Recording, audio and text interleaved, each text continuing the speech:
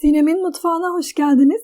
Bugün sizlerle çok pratik, çok lezzetli, nefis bir ana yemek tarifini paylaşmak istiyorum. Arap tavası tarifi. Tarifimiz için 3 tane büyük boy patates küçük küçük doğradım, tepsiye aldım. 1 tane kuru soğan, 3 diş sarımsak ve ince ince doğradım. 4 tane yeşil biber, 1 tane kapya biber, bütün malzemeleri ince ince doğradım. 3 tane domates, 400 gram kıyma ekliyorum.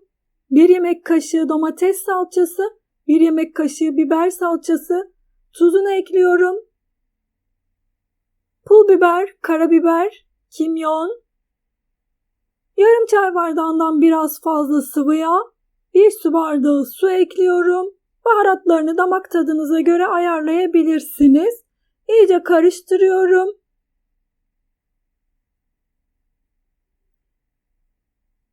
Tepsiye basıp üzerini düzeltiyorum.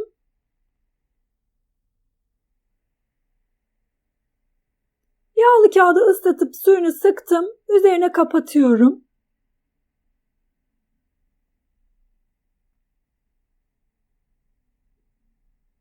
Önceden ısıtılmış 200 derecelik fanlı fırına gönderiyorum.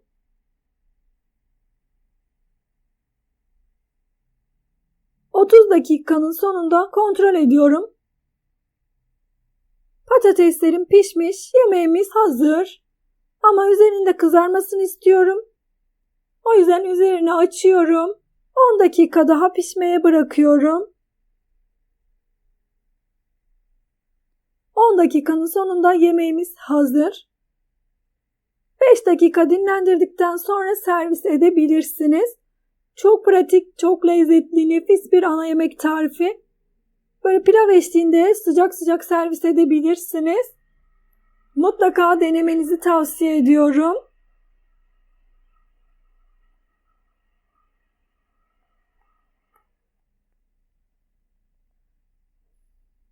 Sıcak sıcak pilav eşliğinde servis ediyorum. Deneyeceklere şimdiden kolay gelsin. Herkese afiyet olsun. İzlediğiniz için teşekkürler. Bir sonraki tarifimde görüşmek üzere. Hoşça kalın.